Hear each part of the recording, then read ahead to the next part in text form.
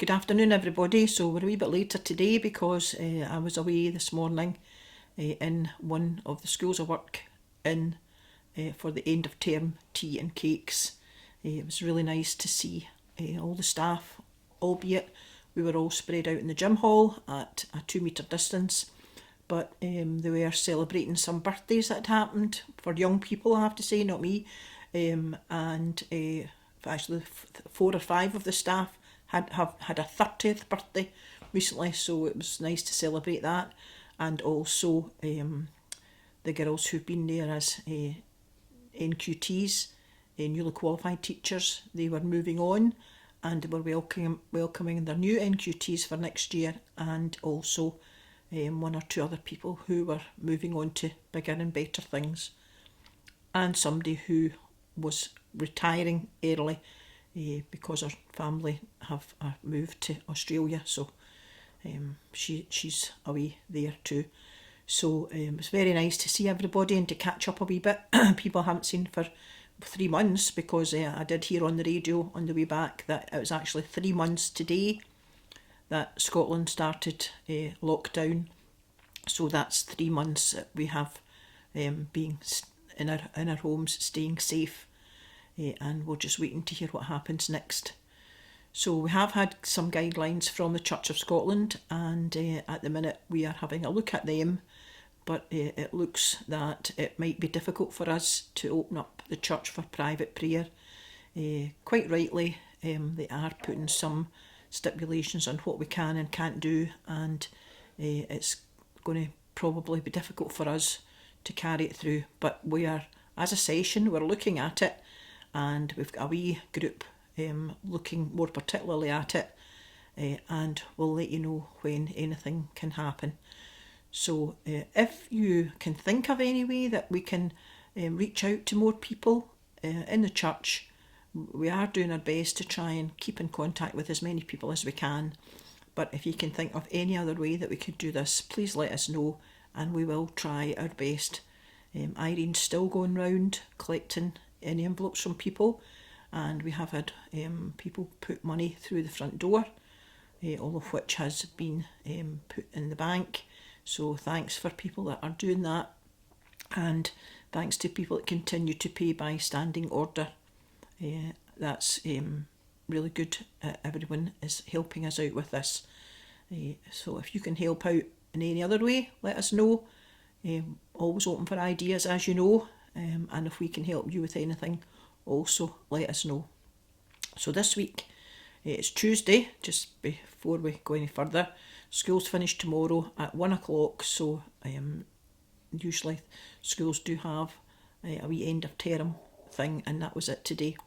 Not as good as it usually is, because we can't have any baking and usually the school, they have lots of crisps and dips and all kinds of things, so it was wrapped cakes and biscuits today, unfortunately, but it was nice to see everybody, so that was good. So this week I have been, I set myself the task of reading about some of the women in the Bible, and today I'm going to read my favourite Bible story myself is Samuel. It's about Samuel, and today I'm going to read Hannah's prayer, which is from hold on till I find it. It's obviously Samuel, 1 Samuel 1, chapter 2, and it's Samuel's mother Hannah is my woman of the Bible today, and she was not able to have any children, and she said to pray to God that if she had a child, then she would give her, if he lives, he shall be lent to the Lord. So this is Hannah's prayer, and it's at the beginning of chapter 2. And Hannah prayed and said, My Lord, my heart rejoices in the Lord. My horn is exalted in the Lord. I smile at my enemies because I rejoice in your salvation. No one is holy like the Lord, for there is none besides you, nor is there any rock like our God. Talk no more so very proudly, let no arrogance come from your mouth, for the Lord is the God of knowledge, and by him actions are weighed. The bows it will be the bows of the mighty men are broken, and those who stumbled are girded with strength. Those who were full have hired themselves out for bread, and the hungry have ceased to hunger. Even the barren has borne 7, and she who has many children has become feeble. The Lord kills and makes alive. He brings down to the grave and brings up. The Lord makes poor and makes rich. He brings low and lifts up. He raises the poor from the dust and lifts the beggar from the ash heap, to set them among princes and make them inherit the throne of glory. For the pillars of the earth are the Lord's, and he has set the world upon them. He will guard the feet of his saints, but the wicked shall be silent in darkness. For by strength no man shall prevail.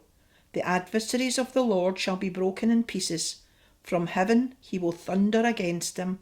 The Lord will judge the ends of the earth. He will give strength to his king and exalt the horn of his anointed. Then they went to his house at Ramah, but the child ministered to the Lord before Eli the priest. Amen, and God bless this reading, and go on and read about Samuel, my favourite Bible story. So, apologies for being a wee bit later. I'm sorry if people were waiting. I know that somebody's already been on to ask where's the message today, so that makes us feel quite good. At least we know that somebody's listening to it. And please, everybody, let's wait and see what our next line is this week, to see what we can do. But most of all, we're still all waiting for a haircut. And that was really seen this morning by all the teachers whose hair is longer and longer and longer.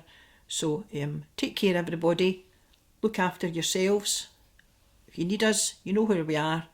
Just give us a wee phone and we'll see you tomorrow. Bye.